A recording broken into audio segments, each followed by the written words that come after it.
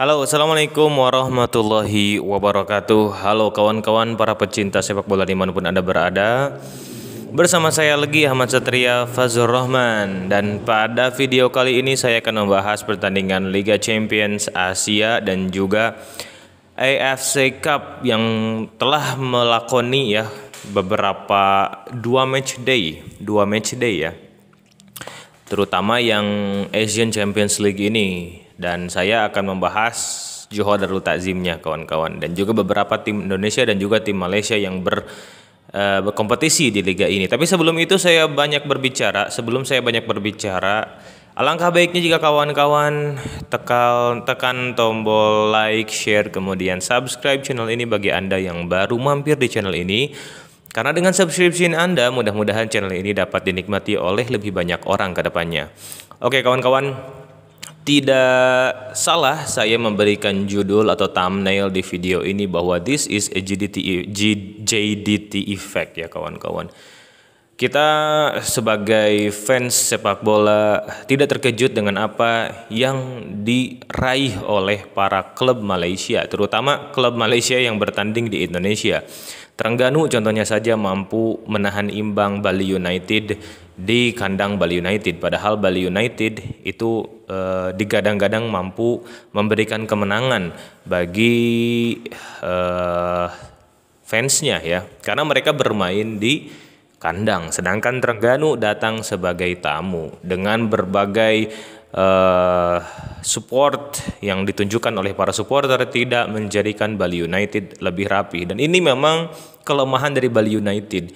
Dari beberapa musim ke belakang, Bali United sudah beberapa kali menjadi wakil Indonesia di kejohanan atau di kejuaraan klub antar klub Asia ini.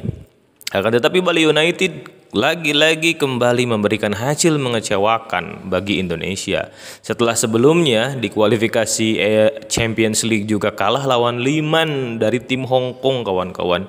Saat saya membaca beberapa artikel kemudian video ya, menonton video itu, rasa optimis membuncah ketika lawannya Liman sebelum nanti melawan Kashima Antlers kalau nggak salah ya, karena kalau bisa lawan Liman nanti akan bertemu tim Jepang, kalau nggak salah Kashima Antlers, saya lupa lagi. Tapi ternyata Liman dapat membabat dan membantai habis Bali United kawan-kawan di Hong Kong.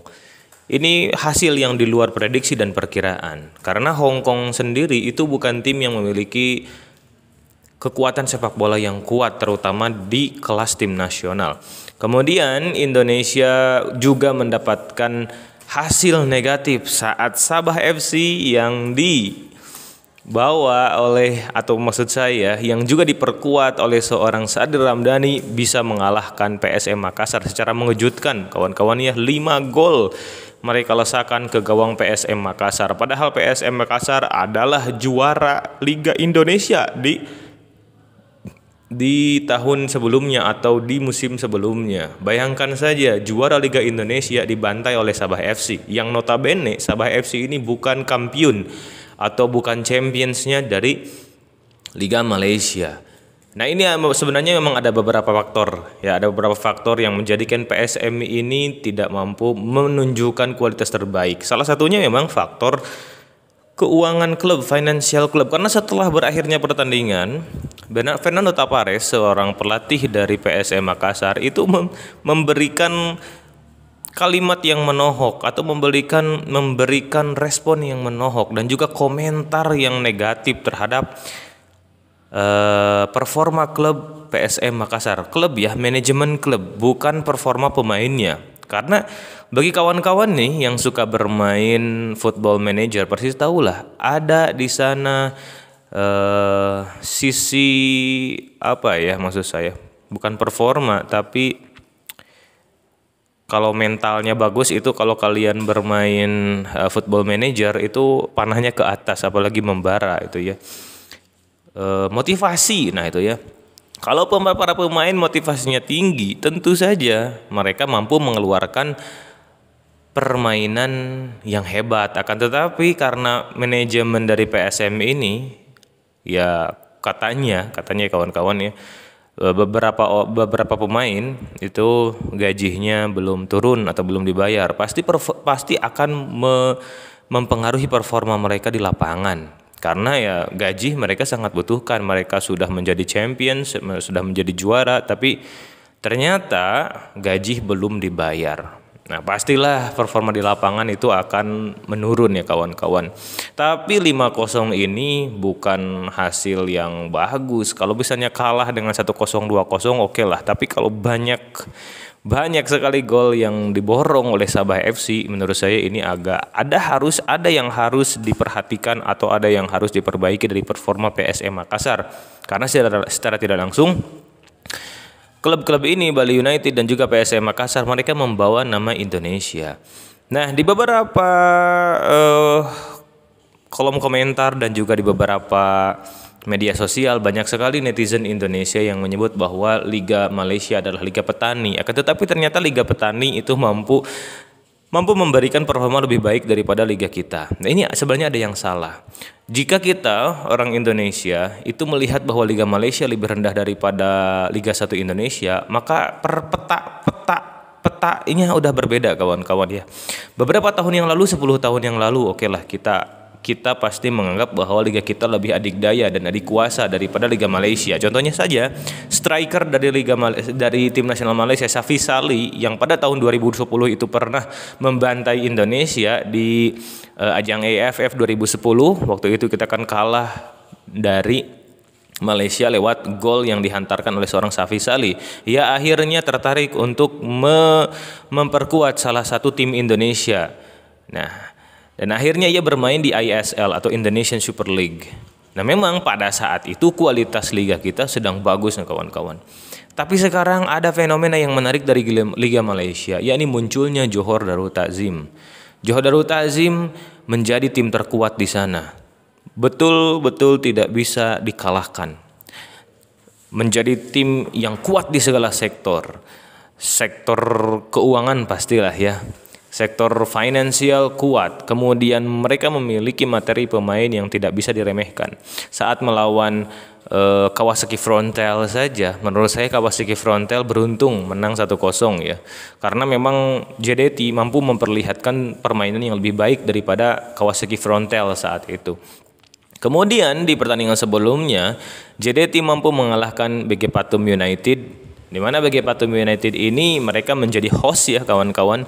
Tapi ternyata mereka mampu mengalahkan host BG Pathum United dengan skor lumayan telak, 4-4-2. Dan Arif Aiman menjadi pemain yang disorot di pertandingan tersebut.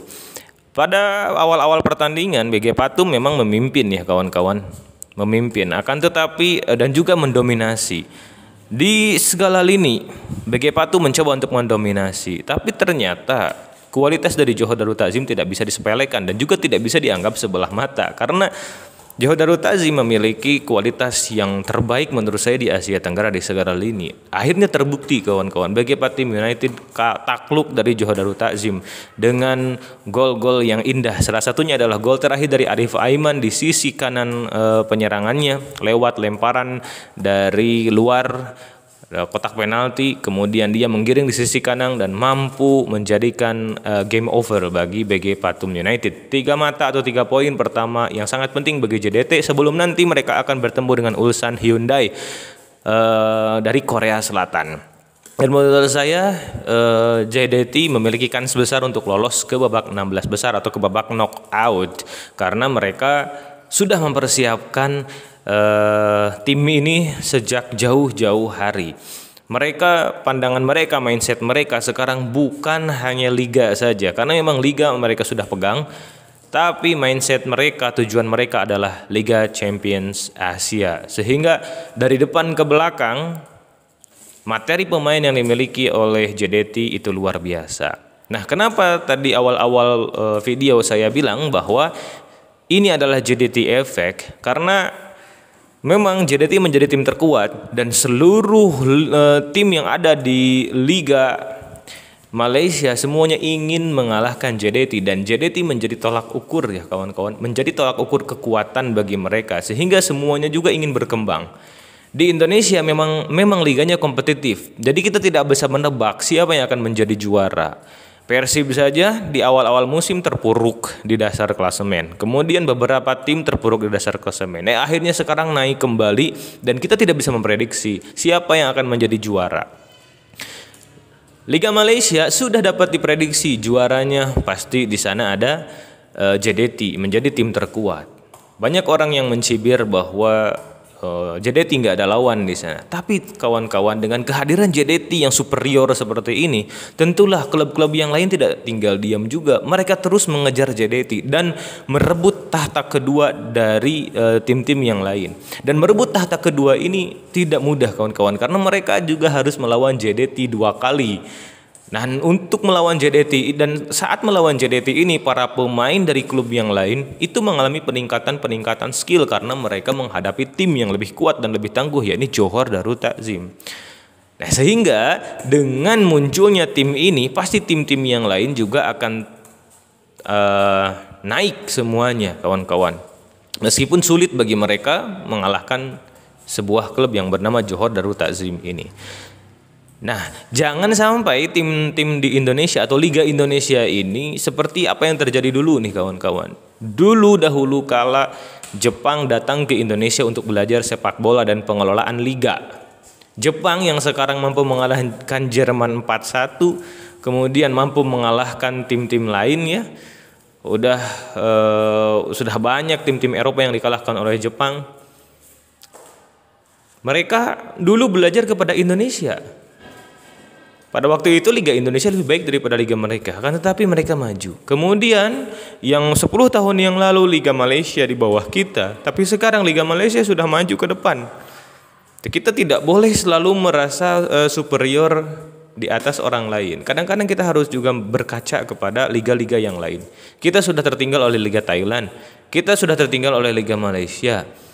Meskipun memang harga Liga Indonesia itu menjadi liga termahal di Asia Tenggara, oke, betul, memang betul, karena gaji pemain Indonesia itu lebih tinggi daripada gaji pemain-pemain yang lain. Di Korea saja contohnya Asnawi Mangko Alam Bahar saat ia dikontrak oleh Ansan Greener itu gajinya nggak seberapa, sedangkan gaji di Indonesia sangat tinggi. Akan tetapi ada beberapa hal yang harus diperbaiki di Liga Indonesia ini sehingga nanti ke depannya bukan hanya Liga 1 aja atau Liga domestik saja yang menjadi target para klub, tapi juga Liga Champion Asia. Itu yang harus betul-betul ditarget. Nah, makanya kita kan tahu sendiri bahwa output dari liga kita itu belum bagus. Para pemain-pemain lokal kita tidak mampu bersaing, kawan-kawan. Jangankan di AFC atau Asia, bahkan di AFF saja itu kalah bersaing dengan Thailand dan juga Vietnam.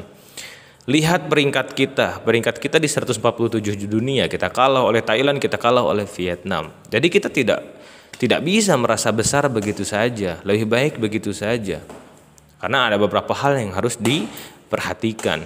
Lihat saja kawan-kawan betapa jomplangnya kualitas para pemain keturunan kita dengan pemain lokal kita, sangat jomplang. Lihat Ivar Jenner yang mampu bermain dengan tenang, stylish, dan juga dia bermain dengan simple tapi keren kawan-kawan. Belum ada pemain Indonesia yang seperti Ivar Jenner. Belum pernah saya melihat permainan setenang Ivar Jenner. Padahal Ivar Jenner dia berada di klub B-nya atau klub tingkat keduanya di FC Utrecht kalau nggak salah. Kemudian di ADO Den Haag kawan-kawan ada seorang Rafael Strijk yang menjadi salah satu pemain yang membawa Indonesia U23 maju ke Piala IFC Under-23. Kita melihat kualitas dari seorang Rafael Strijk itu di atas para pemain-pemain lokal kita. Padahal di ADO Den Haag seorang Rafael Strijk adalah pemain cadangan.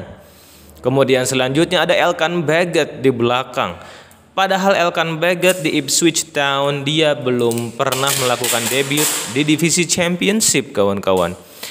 Seorang Elkan Baggett diturunkan selalu di Carabao Cup. Terakhir ia mampu mengalahkan Wolverhampton, di mana Wolverhampton itu diisi oleh seorang pemain Korea Selatan yang sangat hebat, yakni Wang Hee-chan yang dulu pernah dikalahkan juga oleh Evan Dimas ya. Tapi ternyata Wang Hichan lebih baik, lebih mujur nasibnya daripada Evan Dimas dan kawan-kawan. Elkan Baggett mengalahkan Wolverhampton dengan skor 3-2 padahal ketinggalan dulu ya. Dan juga menggugurkan mereka di Carabao Cup. Belum pernah debut di divisi Championship seorang Elkan Baggett. Tapi ternyata kualitas dari Elkan Baggett itu lebih baik daripada semuanya. Yang bermain reguler itu hanya Shane Patinama ya. Di Viking kemudian ada juga seorang Sandy Walsh. Nah itu kawan-kawan. Jadi menurut saya hanya ada satu orang saja pemain Indonesia yang memiliki skill di atas rata-rata dan kecerdasan di atas rata-rata, yakni Marcelino Ferdinand dan juga Rizky Ridho. Nah itu yang memiliki skill di atas rata-rata. Yang lain butuh untuk meningkatkan. Dengan datangnya pemain keturunan, jangan cengeng para pemain lokal kita. Jadikan datangnya para pemain keturunan sebagai motivasi supaya ingin meningkat kembali, meningkat kualitasnya. Jika seandainya tidak ada pertarungan yang hebat untuk memperebutkan posisi timnas di sebuah tim nasional, ya kita akan biasa-biasa saja. Mudah-mudahan tim nasional Indonesia di FIFA World Cup Qualifier nanti di round pertama itu melawan Brunei Darussalam mampu memberikan hasil yang positif. Kemudian Bali United dan PSM Makassar, ayolah semangat lagi, jangan sampai kita kalah dengan tim-tim yang lain. Kemudian bagi JDT, semangat kembali melawan urusan Hyundai, kekalahan lawan Kawasaki Frontale nanti kita akan balas di pertandingan match selanjutnya. Saya Ahmad Zaki Fazlur Rahman, terima kasih telah menonton video ini. Jangan lupa like, share dan subscribe. Kembali saya ucapkan Assalamualaikum warahmatullahi wabarakatuh.